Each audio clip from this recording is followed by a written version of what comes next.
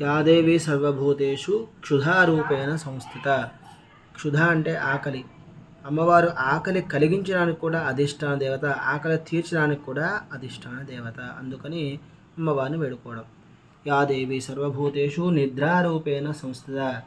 నిద్ర మానవునికి అత్యంత ప్రీతికరమైనది.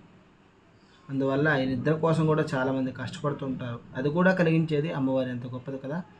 యాదేవి సర్వభూతేషు బుద్ధిరూపేణ సంస్థిత. అమ్మవారు సద్బుద్ధిని ప్రసాదించినటువంటి మహదైశ్వర్యం కలిగినది. యాదేవి సర్వభూతేషు చేతన రూపేణ సంస్థిత. చేతన అంటే చెయ్యాలనేటువంటి ఆలోచన అటువంటి కలిగించేది అమ్మవారు. యాదేవి సర్వభూతేషు విష్ణుమాయేతి శ్రద్ధిత. అంటే విష్ణుమాయ అనే శ్రద్ధాన్ని కలిగింది అమ్మవారు కనుక అమ్మవారి యొక్క ఆరాధన చేస్తే ఆ సకల దేవతల్ని కూడా చేసేటువంటి అనుగ్రహం కలుగుతుంది. ఇప్పుడు అమ్మవారిని దర్శనం చేసుకుందాం.